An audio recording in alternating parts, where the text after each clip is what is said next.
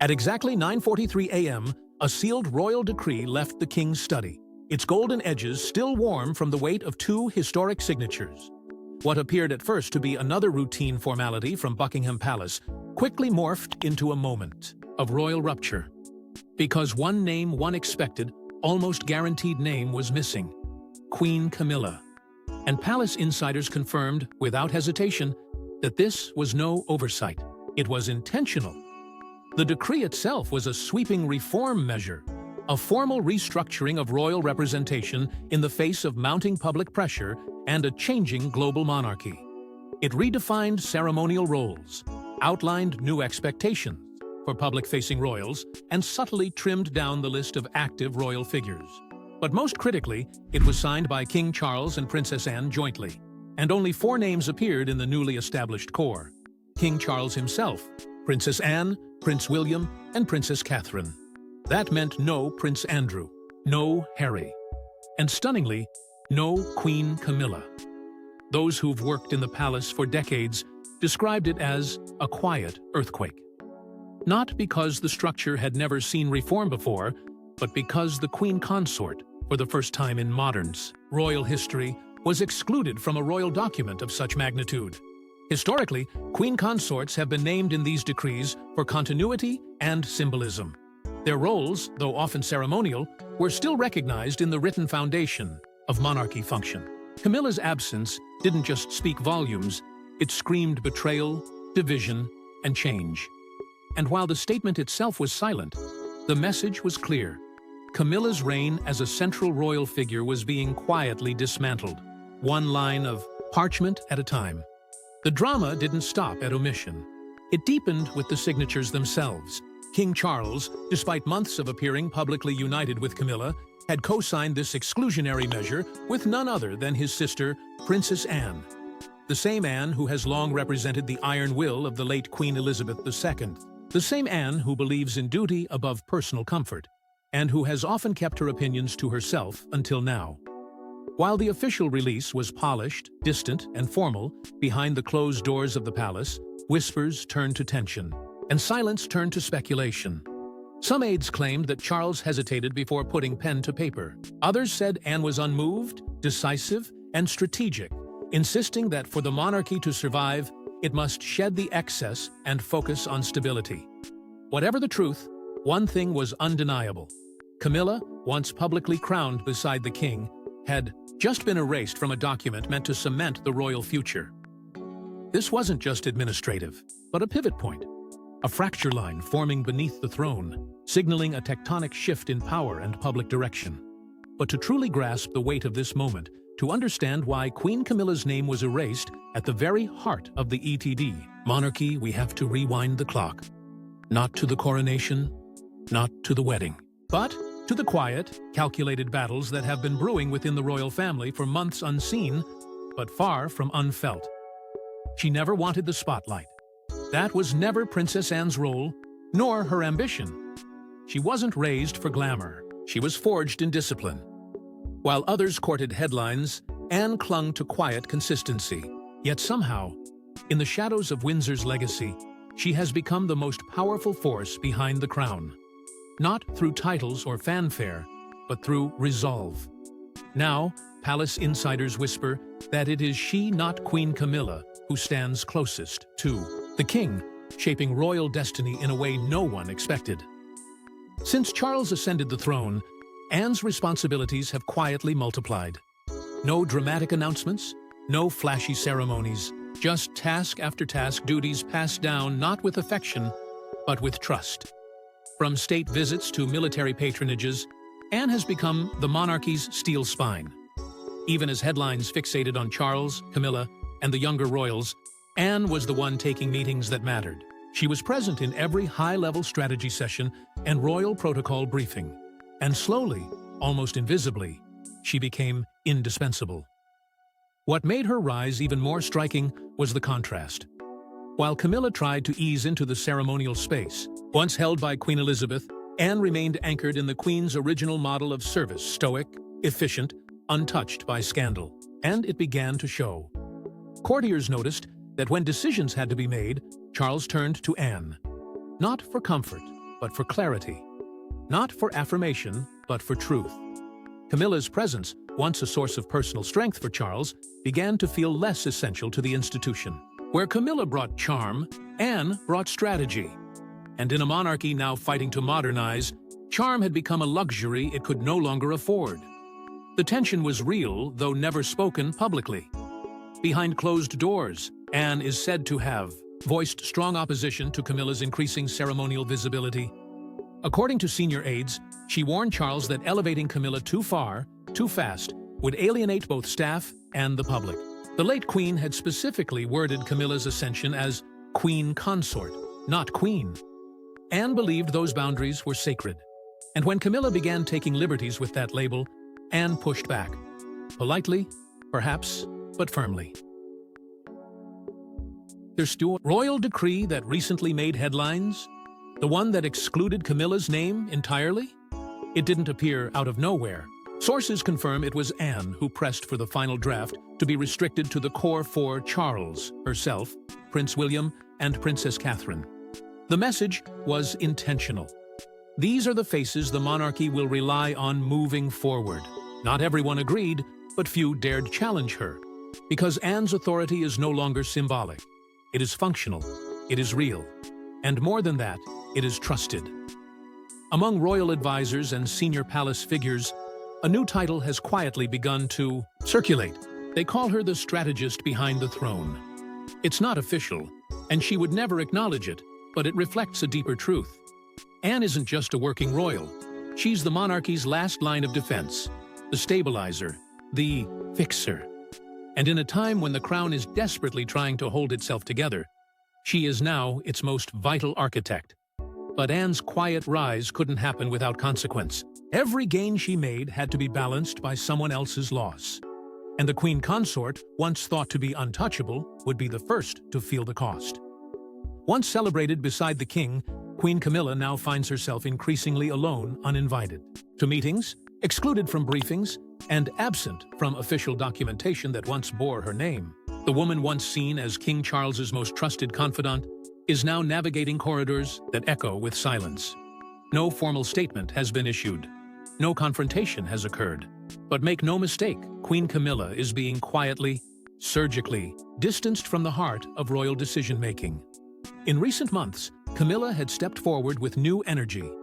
She initiated more public engagements, took on additional patronages, and pushed for a larger role in ceremonial representation. Many saw this as the natural evolution of her status, finally stepping into the light as a full partner in Charles's reign. But not everyone agreed with that vision. Within palace walls, her increased visibility became a point of discomfort. Senior advisors began murmuring that Camilla's assertiveness was unsettling the fragile balance left in the wake of Queen Elizabeth II's passing. And then there was Anne. Tensions between the two women, once hidden behind polite smiles, began to simmer beneath the surface. Where Camilla embraced modern image-making, Anne remained loyal to protocol. Where Camilla courted public charm, Anne held tight to privacy and order. Staff sources describe quiet standoffs, conflicting views on royal appearances, disagreements, over precedence in formal events, and a growing unease among the inner circle. Camilla, some say, tried to style herself as a modern monarch's partner, reimagining her role to reflect a more progressive era. But that ambition clashed head-on with Anne's unflinching commitment to traditional hierarchy. Then came the royal decree. A document meant to solidify the future roles of the royal family, it should have listed the queen consort as a ceremonial constant. But when the names were revealed, hers was nowhere to be found. Not only was she omitted, she had not even been consulted. According to insiders, the omission was not a clerical error, but a deliberate move. The symbolism was impossible to ignore. In a monarchy where every word on paper carries centuries of meaning, Camilla's absence was the loudest message yet. She was no longer part of the long-term equation.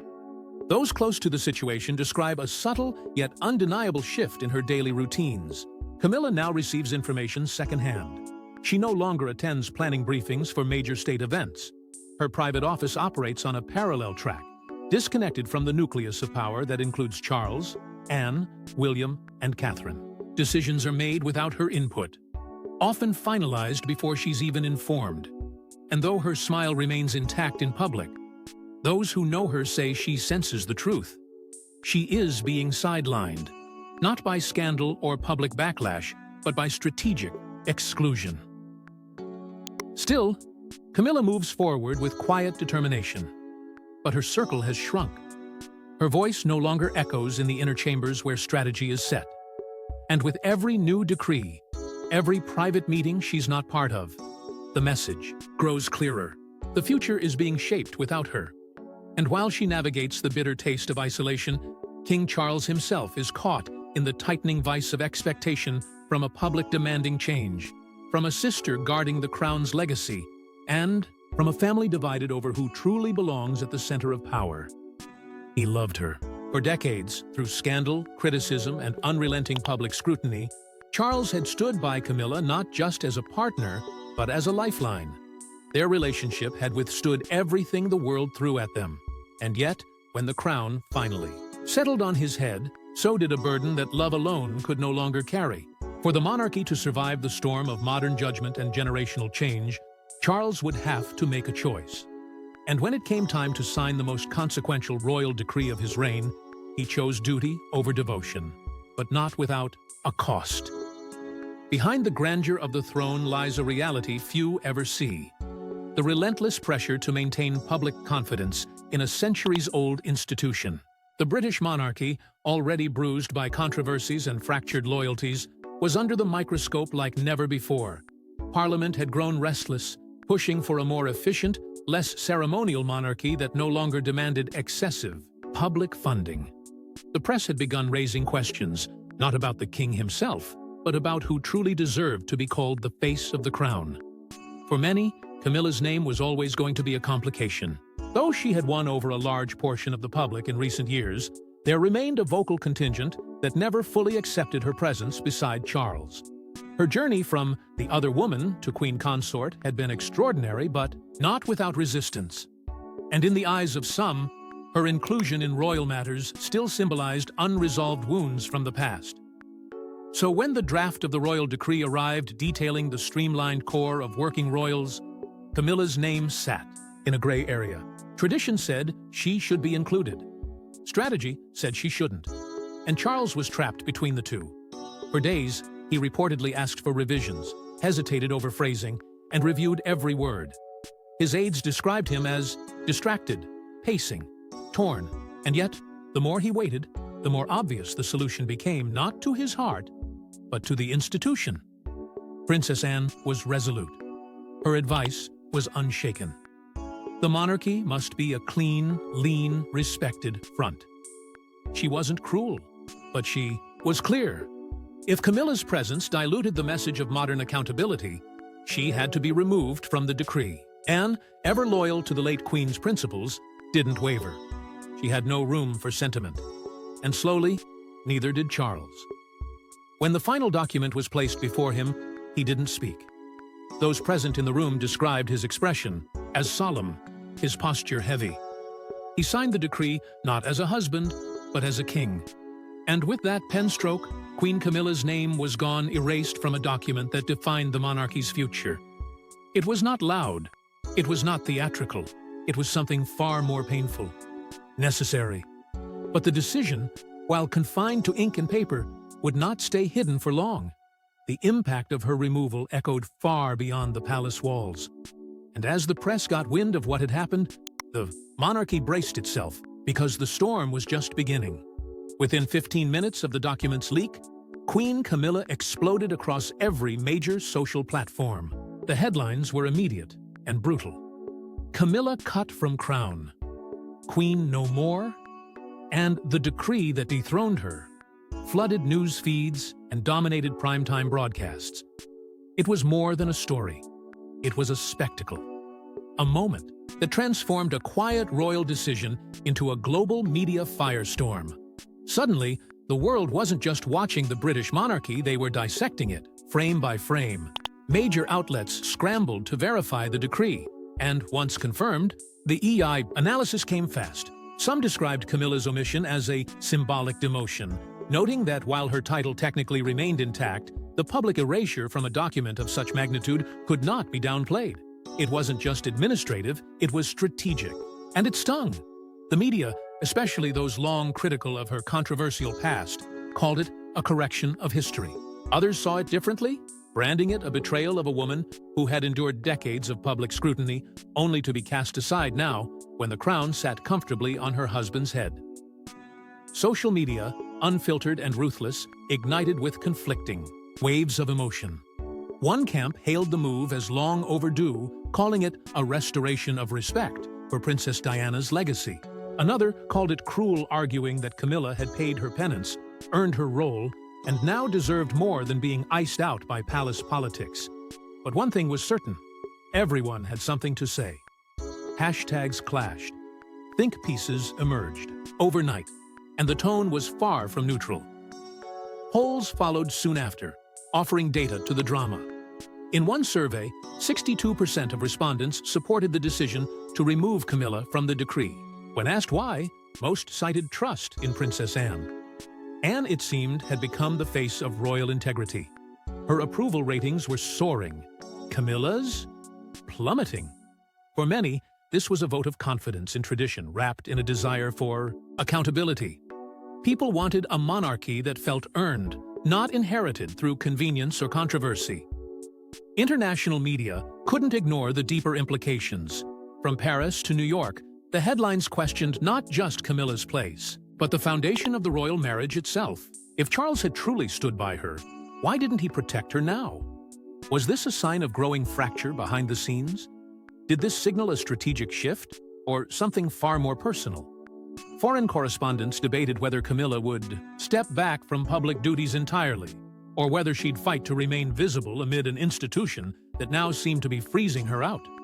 Meanwhile, the tabloids did what they do best, drawing comparisons to past royal exiles. Camilla was quickly added to a list that included Sarah Ferguson, Princess Diana, even Meghan Markle. The whispers became louder. Was this her beginning of the end? Or was it the first move in a quiet rebellion that had yet to unfold? Behind the viral headlines and frenzied commentary, one unsettling question echoed louder than all the rest. If Camilla could be erased so swiftly, what or who was truly safe in this evolving monarchy? Because this wasn't just about one woman losing her name on a piece of paper. It was about the royal institution revealing its hand, and perhaps preparing for something even bigger. With Camilla out of the decree, a clear message has been sent. The monarchy's future now rests on 4 shoulders, and only 4.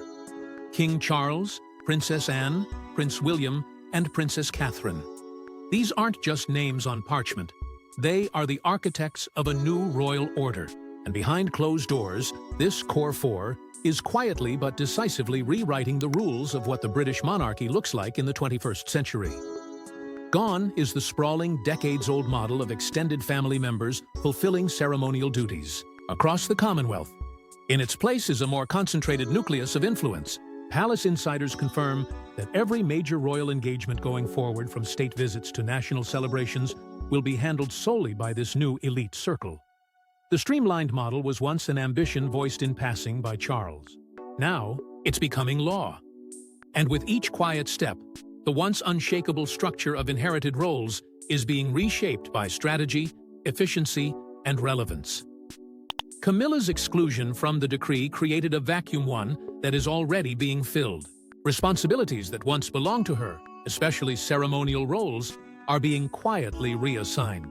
Princess Kate, with her overwhelming public support and diplomatic finesse, is poised to absorb many of these duties.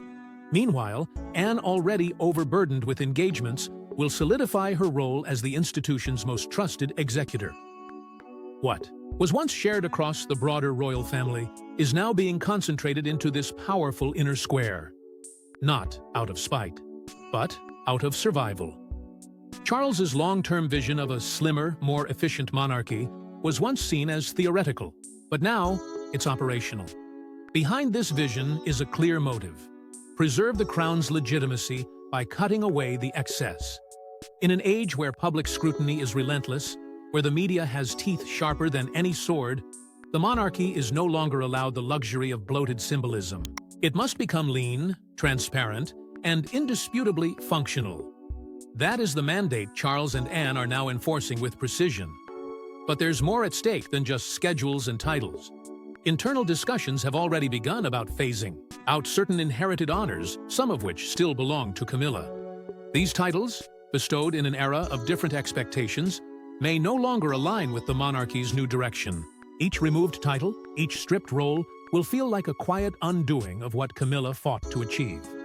But the institution has moved on, and it's moving fast. Future royal decrees are expected to go even further. Not just ceremonial adjustments, but constitutional refinements that could enshrine this leadership model into something permanent. If enacted, this would reshape the monarchy's structure for generations.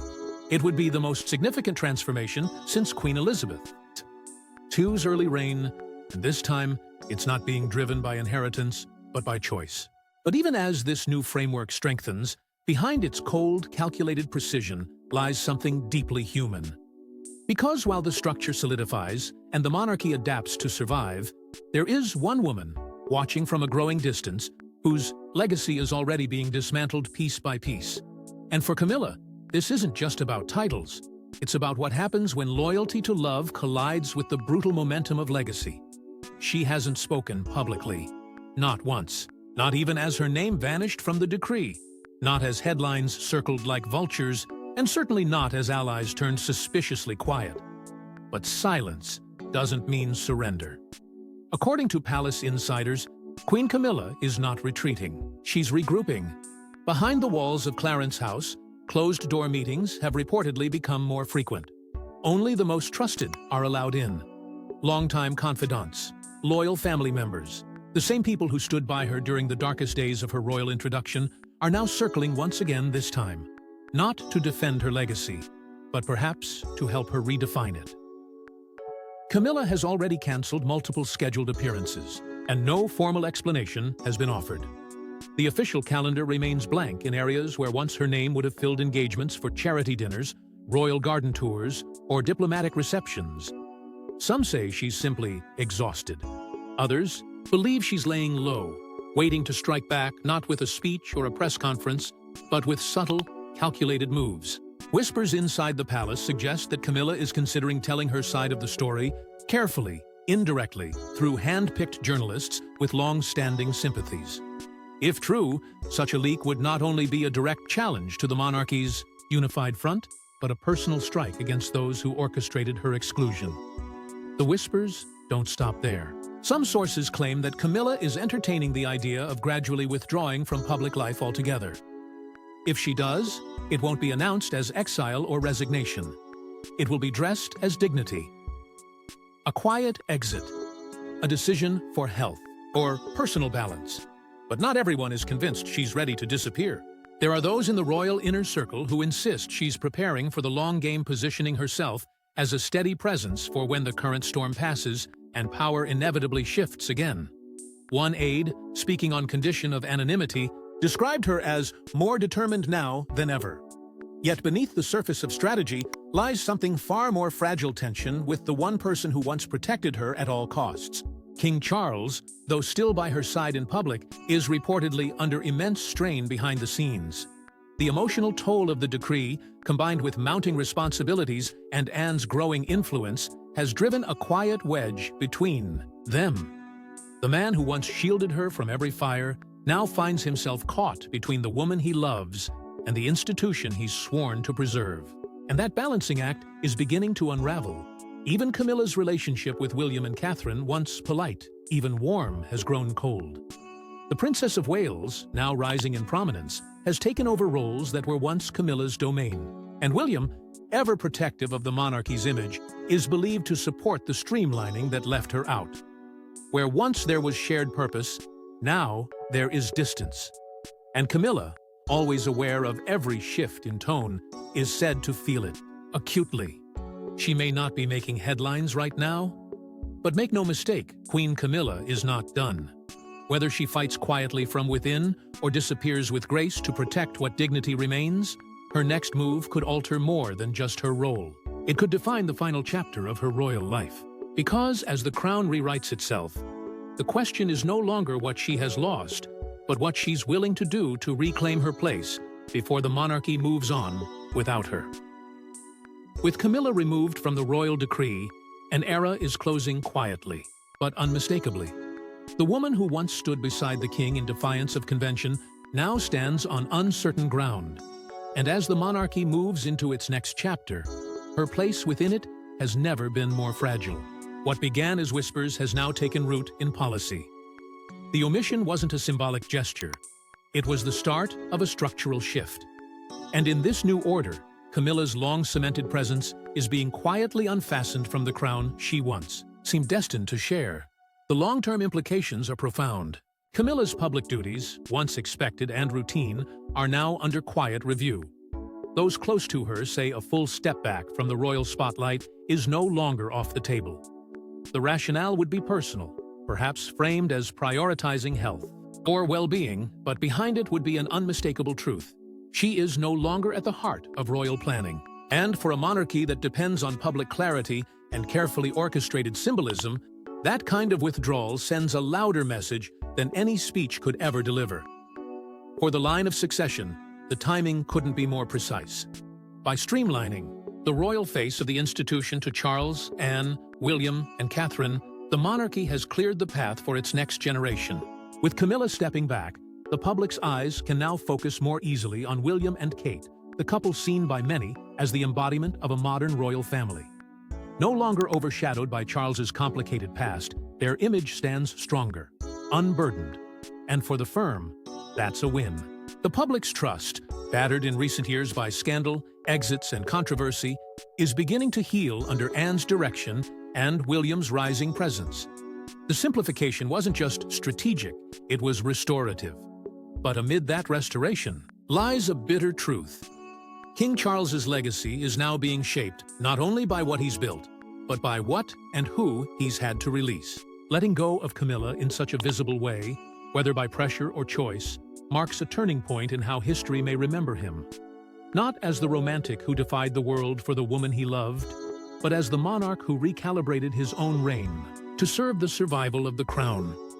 For some, it's seen as noble. For others, as cold.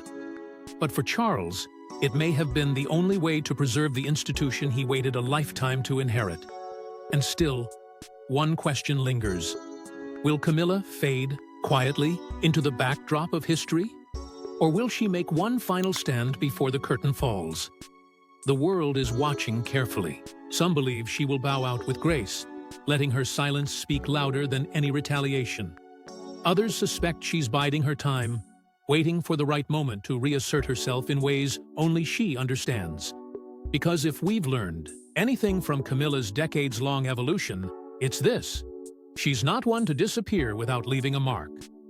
As the ink dries on the decree that omitted her name, it's clear that the monarchy is no longer the same. The faces may be familiar, but the foundation has shifted. And for better or worse, the consequences of this transition are just beginning to ripple across the kingdom. Because this wasn't just a change in names, it was a change in legacy. And the world won't stop watching what happens next. Thanks for watching. Don't forget to like and subscribe, and we will see you in the next one.